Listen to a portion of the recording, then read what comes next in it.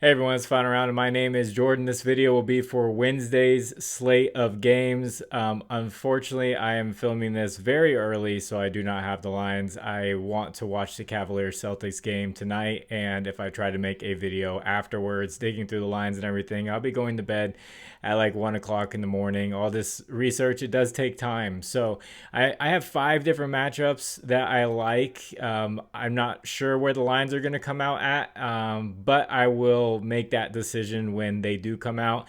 And check the pin comment, and I will put plays in there throughout the day. Tomorrow or today, whenever you're watching this video will be for Wednesday's game. So there are some teams that will be on a back-to-back after playing the cup games. I will mention those teams just so you could potentially stay away from players that are going to be on a back-to-back and focus on the fresh players who had a day off or potentially 2 days off. So the teams on a back-to-back will be the Pelicans. They'll be on the road versus the Cavaliers. Both of those teams will be on a back-to-back. Clearly, the Cavaliers will be playing in Boston and then traveling back to Cleveland. So both of these teams will be traveling overnight. Grizzlies will be at home against the fresh Sixers. The Thunder will be on a back-to-back at home versus the fresh Blazers. So not too many teams that are on a back-to-back. There are some games where we have fresh teams overall. And like I said, check the pin comment for my plays that I think check the boxes. But this is up to you. When I show these matchups, a lot of these players last time I did this, their lines came out high and they still crushed them, like RJ Barrett. His line was around 24, 25 and a half, and it was just a little too high for me. I wanted it a couple points lower, but he had such a great matchup. He scored in the 30s. So this first player that I like who has a really good matchup is Giannis versus the Bulls. Bulls play at the fastest pace in the NBA. So he's going to get a lot of opportunities for shots and a lot of opportunities for missed shots and getting rebounds. So the Bulls are giving up the 4th most points to the power forward position and the 11th most rebounds. He played them earlier this year and had 38 points and 11 rebounds. We know his rebounds line is probably going to be 11.5 or 12.5 for this one. So you could just focus on points depending on where that comes out at. It is 11th most rebounds to that position. And I'm going to go over his history here, and rebounds isn't necessarily, like dominating like we've seen with some other teams. So last year he had 35 points, 11 rebounds, 26 points, 14 rebounds, 32 points, 12 rebounds, and then 46 points and 16 rebounds. So some really big games there, especially if you combine these. Could be good for a point rebounds type of game against the Bulls, which he had earlier this year. So if you guys could, please like the video, and if you haven't, please subscribe to the channel. I promise not all my videos are like this. This is strictly just a matchup video, and in the pinned comment we'll have the plays that I like. So for that comment, for the algorithm, you could just say anything. You could just leave a number, like the number 1, and it just helps get the video out there for more people to see. Appreciate anyone who does that. This next player that I like is going to be on the other side of things for the Bulls. It's going to be Coby White against the Bucks. They're giving up the 2nd most points to the shooting guard position, 5th most rebounds, and the most 3-pointers made to the shooting guard position. So in that game that they played earlier this year, he had 35 points against them, 6 rebounds, and he shot 7 for 13 from the 3-point line. So definitely a guy to keep an eye out on for his points. I'm going to have to check on his recent history there, just see how he's been doing overall.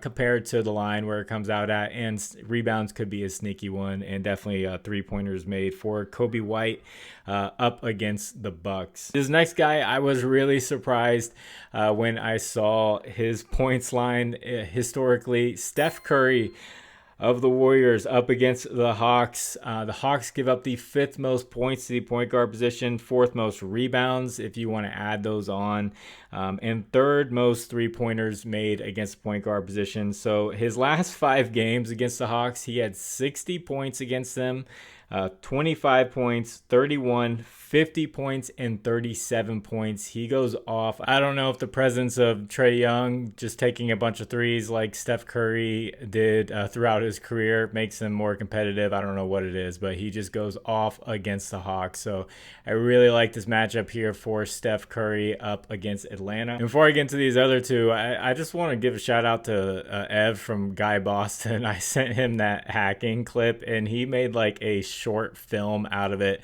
As crazy his like editing skills, like he did that in like 20-25 minutes, just took it and just ran with it, and it was crazy. And if you haven't checked that out, it's on Guy Boston Sports. You probably missed out on the giveaway already, because I'm going to be releasing this after that game, that Cavaliers game.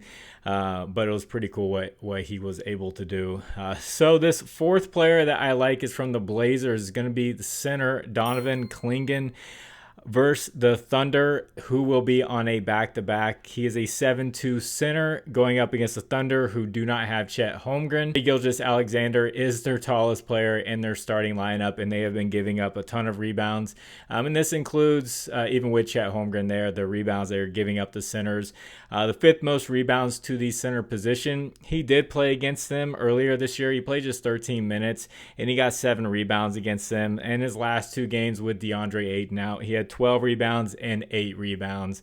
So keep an eye out for his rebounds line up against this smaller Thunder lineup. And before I get into this last one, I just want to shout out my partners. If you'd like to get away from Prizepicks, try out something with more options, better options, check out Underdog Fantasy, Sleeper, ParlayPlay, ChalkBoard, and BETR. BETR's doing a $200 deposit match, Sleeper a $1,500 deposit match. Promo code is fine around 11. Links are in the description. I'll take you straight there. With that promo code. Thank you to anyone who uses those. This last guy's going to be from the Rockets. Going to be Tari Eason versus the Pacers. Pacers giving up the 10th most steals and the 5th most blocks to the power forward position, and he has been just like defensively amazing as of late. So over the last 5 games that he has played, he's playing a lot of minutes, except in these blowouts that they've been having, that they've been getting. They've been the ones who are winning the blowouts. Last game he played versus the Bucks, he had 3 blocks and 4 steals. And then they had a blowout where he just got 1 steal, and he didn't play that much. The game before that, he got 2 steals and 1 block in another blowout win, 1 steal, 2 blocks, and then before that, 3 steals and 2 blocks. So Tari Eason, if we can get a good blocks plus steals line, I would really like it. 1.5 would be wishing for the best, but probably gonna be 2.5 if we can get a decent payout. I really like Tari Eason in this matchup against the Pacers. So that's just 5 guys that I like. Taking a look at the games for tomorrow, like I've mentioned previously, check the pinned comment. There will be plays in there. If I check these out and I feel like the lines are reasonable, that you'll see these guys in there. Definitely, just like last time I did this, I saw RJ Barrett points were kind of high. He still hit his points line. De'Aaron Fox points line came out really high too. I faded that. He ended up going under, even though it was a good matchup. There was no way he was going to be taking 35 shots a game for 3 games in a row, so I faded that one. Giannis's line had came out pretty reasonable, where I liked it at 11.5, and I ended up taking that, and it hit. And then Jared McCain, he hit his 3-pointers line, and he came up just short for his points line. He did not play because it was ended up being a blowout later in the game. So I hope you all have a great Wednesday. I know a lot of you enjoy these matchup videos. I'll do my best to kind of mix them in once I have more time.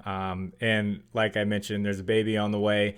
So starting late December, the due date is late December. I'm going to have 4 months off.